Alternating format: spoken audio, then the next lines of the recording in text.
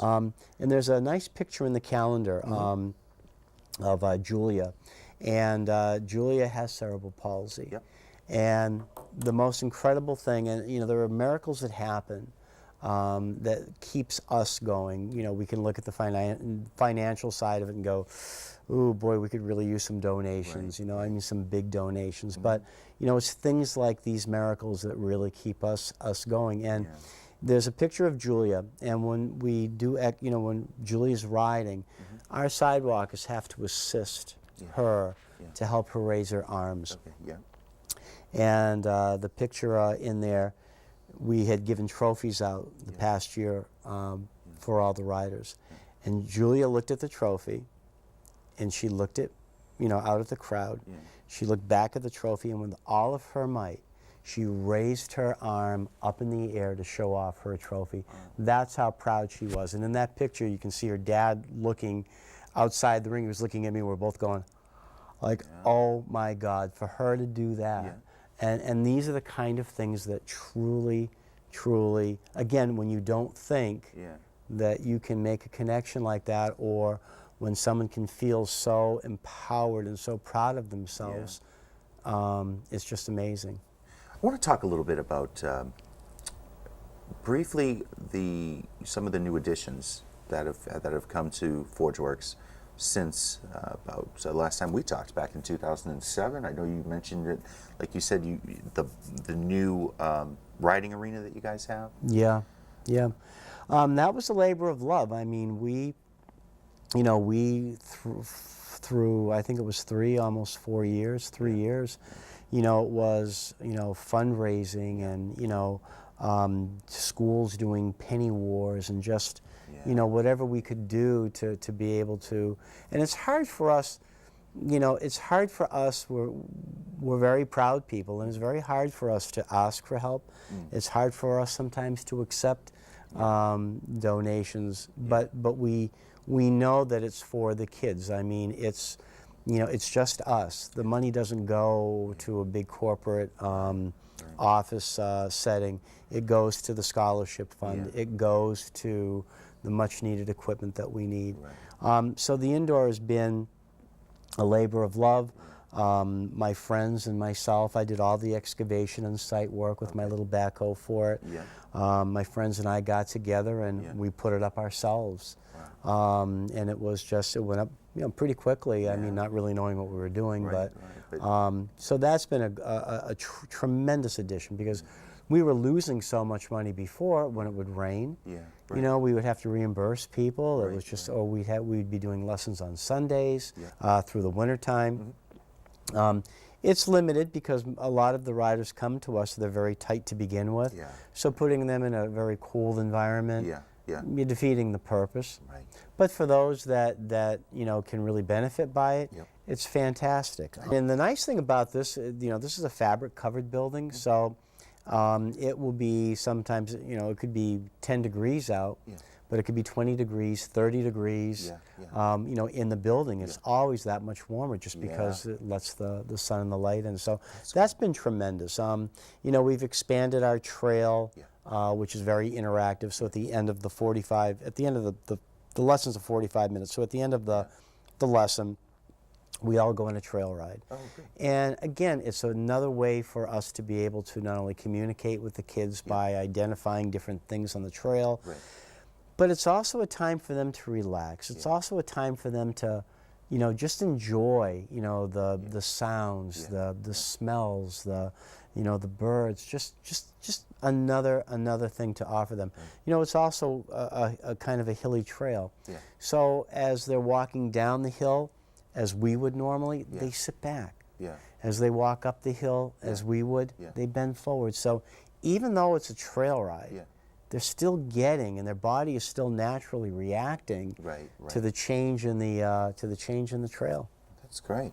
So looking towards the future, what kind of things would you like to be able to offer in addition to the things that you're offering now, which is a tremendous amount?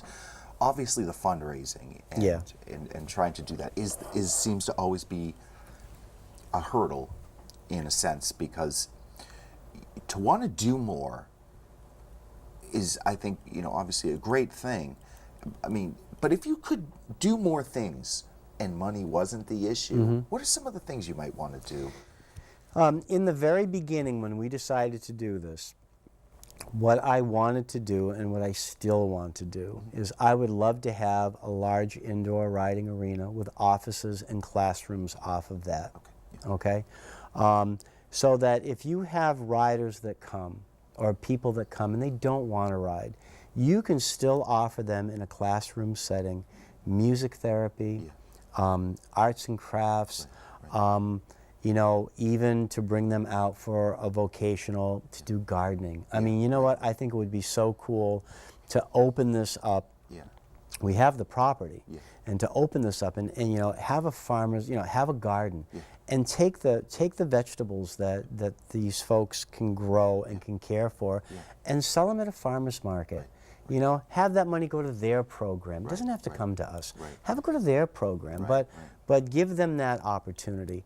I would love to have that. I would also love to see an indoor pool.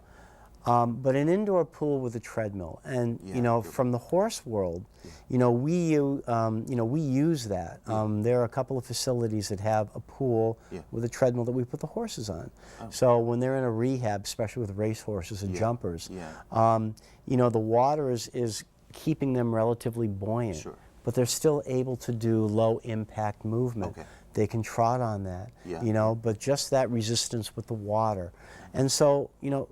Simply tailor that for people, you know? So use the aquatic therapy as another arm, as another avenue. It would be absolutely fantastic. And it just seems like a perfect fit into the program. A therapeutic complex. I mean, and when you're not using the indoor riding arena for, you know, horseback riding, you know, use it for volleyball. I mean, keep it going. Keep it offered to people. To do anything. I don't care whether it's, again, volleyball, whether it's, you know, soccer, whether it's basketball. But use it, utilize it, give people a place to come. You know, people need that chance. And if you don't give them that chance or that opportunity, they're really losing out. So, in your perspective, it doesn't just end with therapeutic horseback riding. There are other avenues, like you said, other arms of the program that could exist. What does it take to get there? It takes money. It takes money. And, you know, I don't know, you know, a lot of people appreciate the work that we do. You know, we have tried to be advocates for special needs you know, children and for the special needs community. And again, I thank you for giving us that opportunity to bring more awareness, not just to our program, but more awareness for people to look at, you know, the special needs community.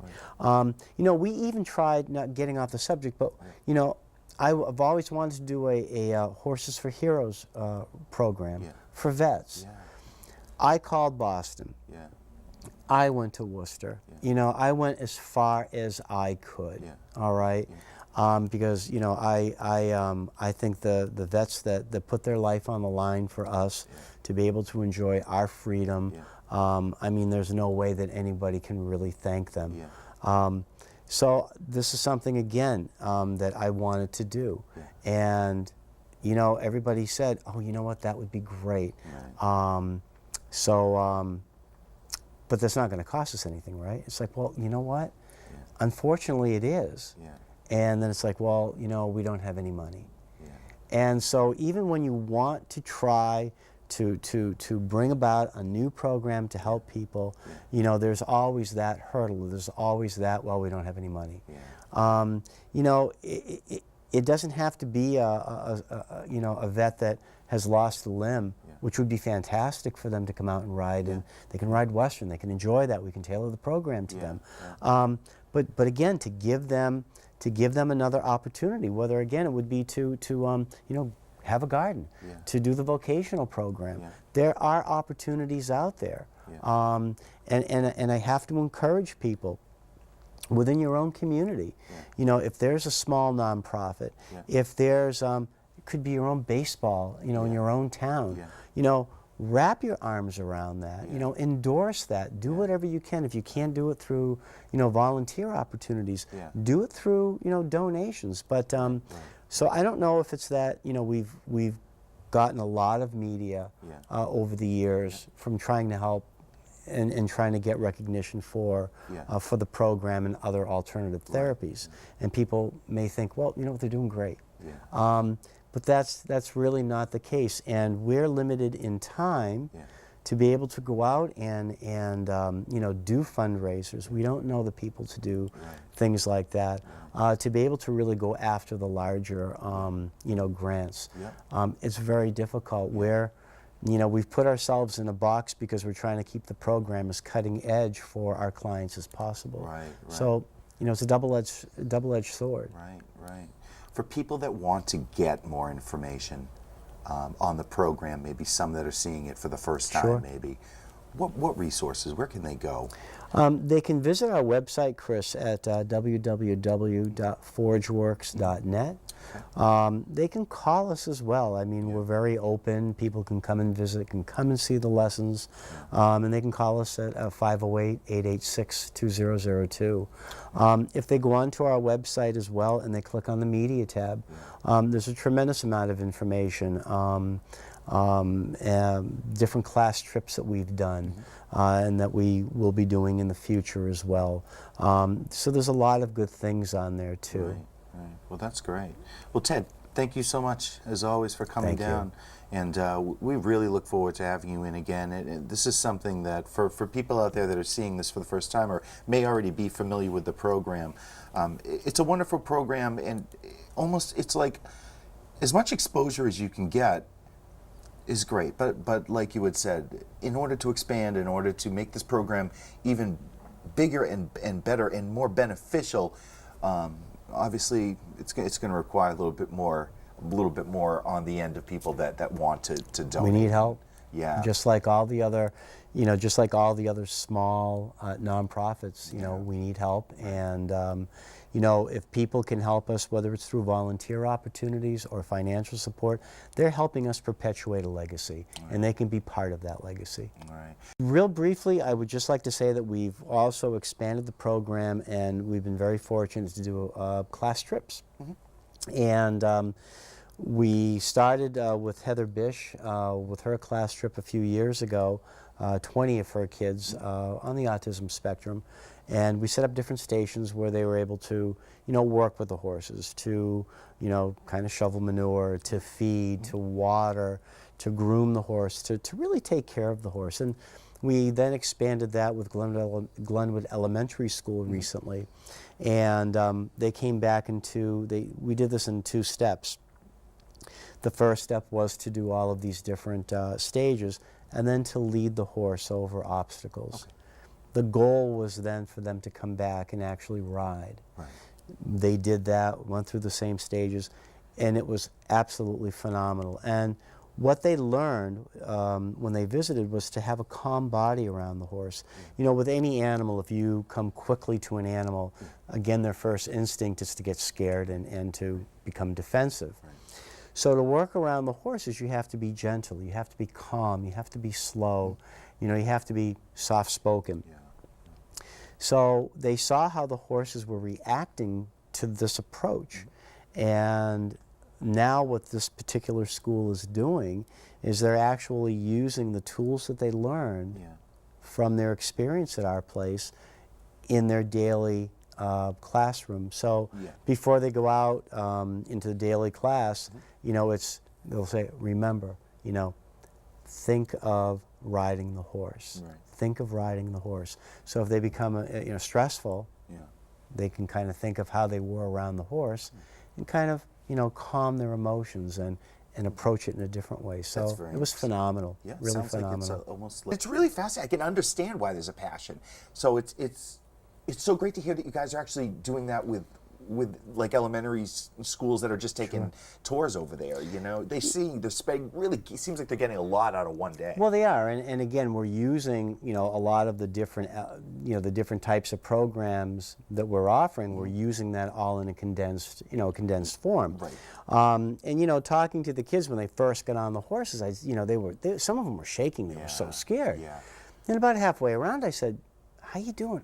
This is great. I love it. I feel so good about myself. I can do this. I can do this." And it was really phenomenal. So it was a great success.